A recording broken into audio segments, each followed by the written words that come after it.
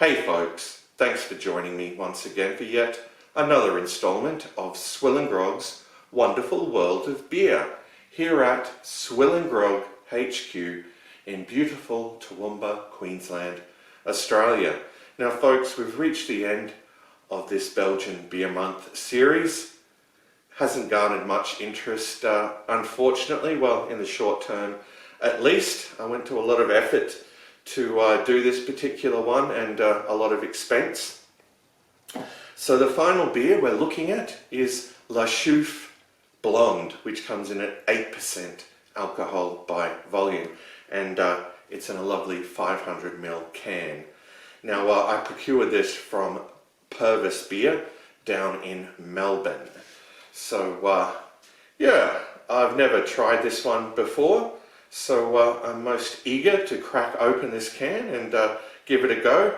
I'm using the triple Carmelite glass again. So it's just such a beautiful glass that I procured for this series. So let's crack open this can and give it a pour.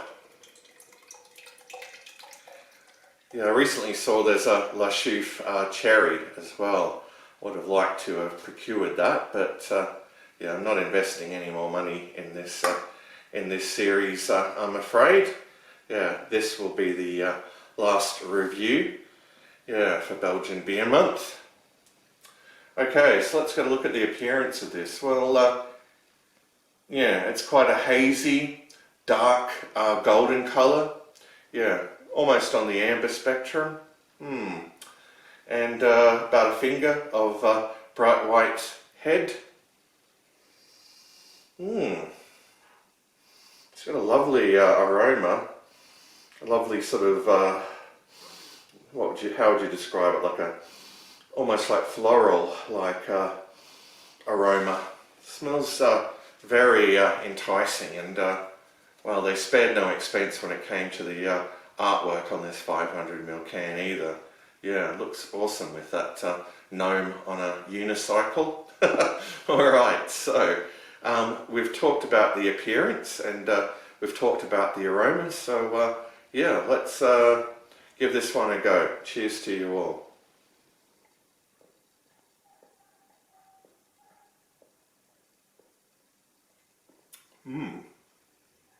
Alright, well, up front, yeah, definitely getting a lot of malt, you know, like a subtle sweet malt taste.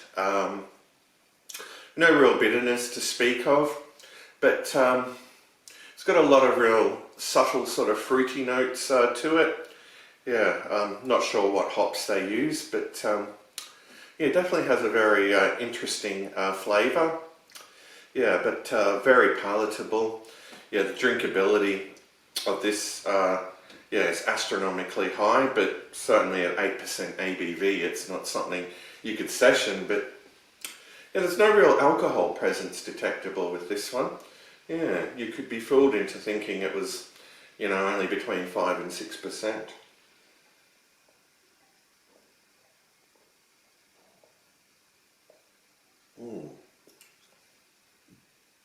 Yeah, leaving some, it's leaving some nice lacing there. Yeah, it's quite a tasty brew, full-bodied. And yeah, I'm really quite enjoying this. I'm glad this final beer of Belgian Beer Month, yeah, is a good one, because that yeah, Gordon Finest Gold was a bit disappointing. It wasn't terrible, but yeah, it had its flaws. Let's put it that way. But this is just lovely.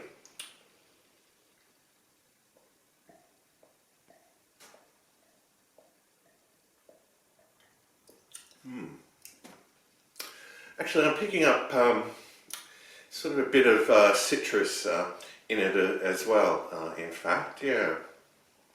It's interesting how, yeah, I mean, the temperature would of the beer would increase, you know, ever so slightly just in the time that you're drinking it. You know, as you drink it down, you know, you start to, you know, get new flavours like emerging. But this is just lovely. I'm really enjoying it. Now I won't even cover off the price point. Yeah, but heck, I will flash it up on screen. Yeah, because yeah, unfortunately for these kind of beers, as good as they are, you do pay a pretty penny in Australia. I think most people are like me, you know, they find them online because, you know, they can't find them in, you know, liquor retailers, and they get themselves an assortment of singles to try, and yeah, sadly it may be the first and last time they try them, although they retain very good memories of them, and I'm certainly going to retain good memories of this beer. Anyway, I think I've babbled on enough about this.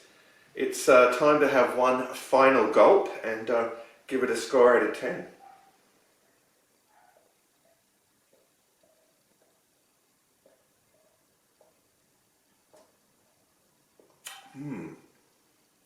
Now this is absolutely delicious. Definitely one that you have to try, folks. Add it to your beer bucket list. Alright, well, yeah, time for a score.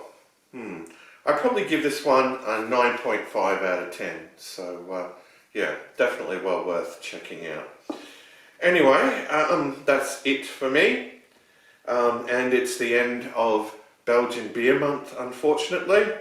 But next month I shall be doing an all-American beer month, and boy oh boy, do I have some awesome beers in store for you. Yeah, a lot of you know, really hard to find legacy brews from over in the US of A. So that should be very interesting, and I do hope you tune into that. Anyway, I'm just going to kick back and enjoy the rest of this, and I'll see you all for all American I should say, Beer Month. But until then, fare thee well all.